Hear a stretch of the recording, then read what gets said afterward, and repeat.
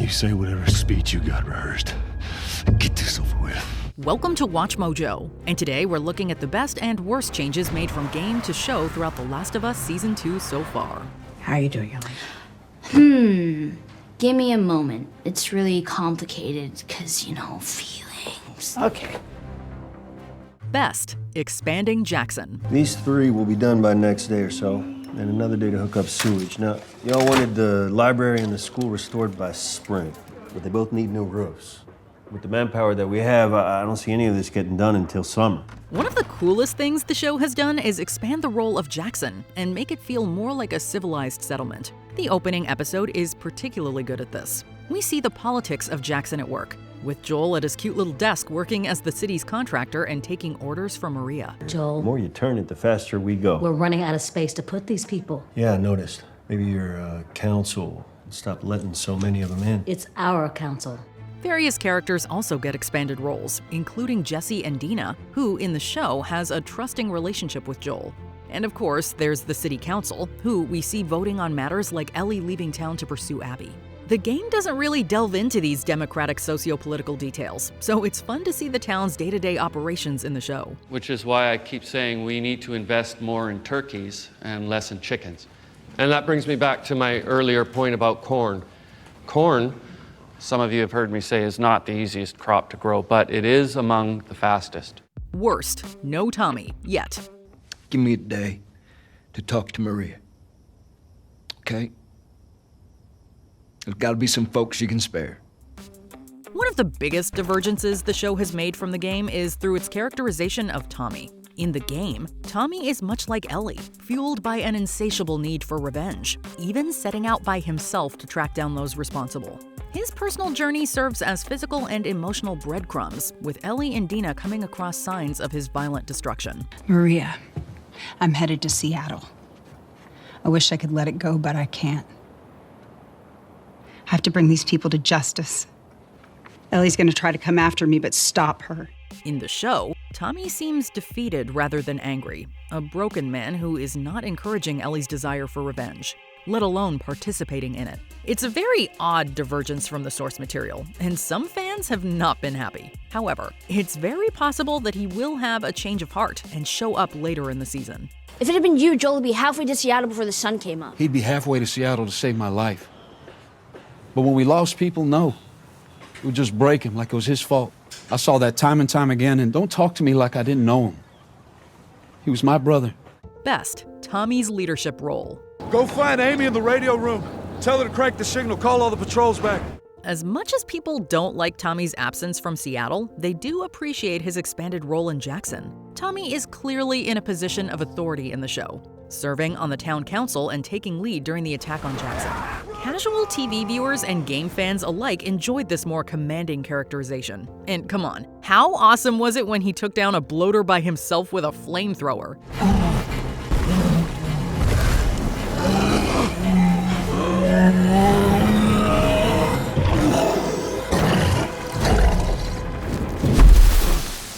This is quite different from the game, where Tommy has a more passive role. He's very skilled on patrol and has a key role in defending Jackson from the surrounding infected, but he's hardly the town leader that he is in the show. Any questions? All right then, get with the group leaders, spread the word to your neighbors, let's get everyone in the loop. Go hug Daddy. Tell him he did good. Worst, Ellie and Dena in Seattle. I'm pregnant.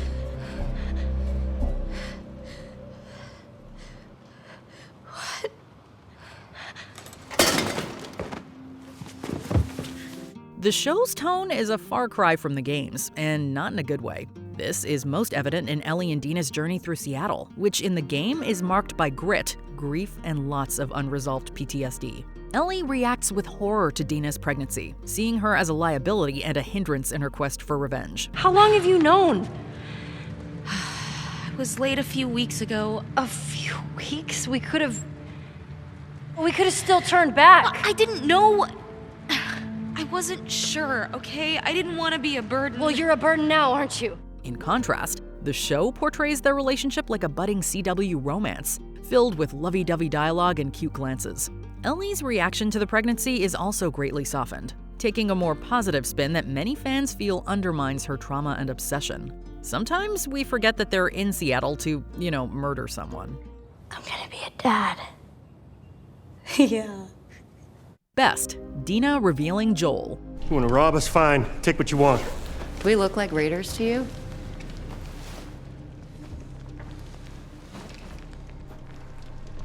No. Many players of the game didn't buy Joel's death, believing that he would never reveal his true name to a group of strangers. They argue that Joel openly revealing his real name was wildly out of character for someone so smart and cautious, and they can't buy that a very stupid mistake ultimately got him killed. Tommy, this is my brother. Joe.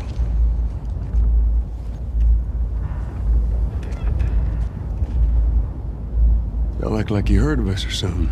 It's possible that the show writers took this criticism to heart, as they nicely changed it for the show. Instead of Joel himself, it's Dena who accidentally reveals the truth to Abby by screaming out his name in a moment of panic. It's a great change, and Caitlin Dever sells the reveal exceptionally well. Joel! Joel! Up here! I'm coming! Worst, Gail. Dena.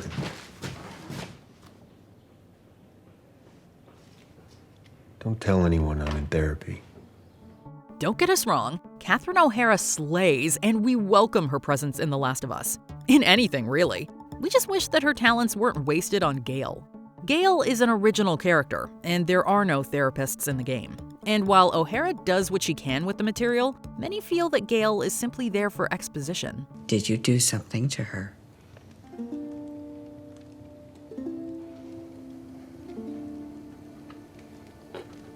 Did you hurt her? Then what? What did you do?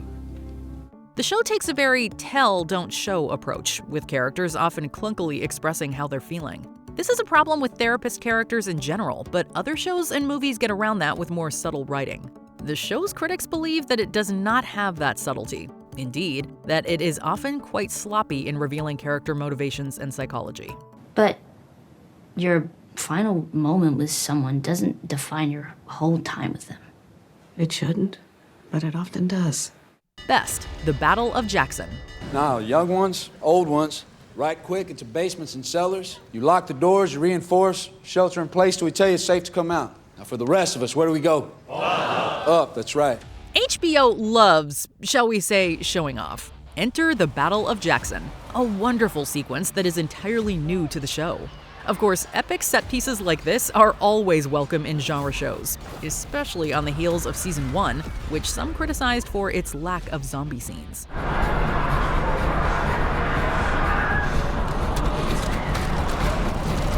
Jackson Hole! This certainly made up for that. It also works nicely through a storytelling perspective. By playing concurrently with Joel's situation, the battle keeps the pace of the episode flying. Similarly, it downplays the severity of Joel's death and keeps Ellie segregated from the town. For many, Joel was just another casualty on that fateful day, and pursuing justice is simply not worth it, especially when they need to focus on rebuilding. Ellie, it ain't that simple. The town is still recovering. So are you. Worst, Ellie is out of character. Ooh, you rocking a yeast infection? Not today, but give me time. The biggest problem the show is having right now is its characterization of Ellie. Many fans of the game hate what the show is doing to her, and it's starting to hinder their enjoyment. Ellie is supposed to be on the verge of a nervous breakdown, riddled with PTSD, trauma, and an insatiable desire for revenge. Man, I wish I could have let him off the hook for whatever it was he was talking about. I guess I'll have to let myself off the hook for that. Video game Ellie is a broken powder keg of a woman, but there is nothing of the sort in the show. Ellie is still the same wisecracking kid that she was in Season 1, with virtually none of game Ellie's maturity or grief. She and Dena are taking the Seattle quest so casually they may as well be on a girls' road trip.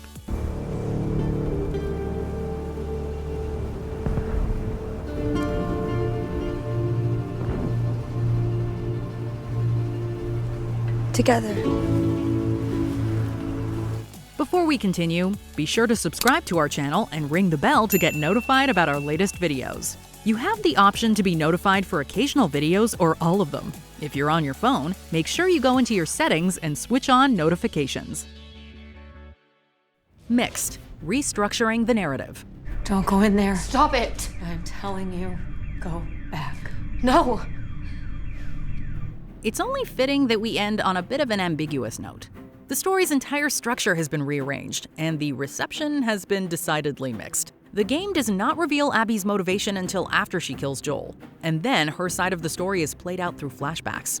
For players, some random woman just killed their favorite character. You stupid old man. You don't get to rush this. Meanwhile, the show immediately lays out Abby's motivation and plays her side concurrently with the main storyline. Some don't like the change, admiring the game's bolder narrative choice and unique flashback structure. Others do like it, arguing that it streamlines the narrative, cleans up a messy pace, and makes Joel's death less out of nowhere. Damned if you do, damned if you don't. Slowly. What? When we kill him, we kill him slowly. What do you make of these changes? Let us know in the comments below. We're finding him. Yes, we are. Yes, we are.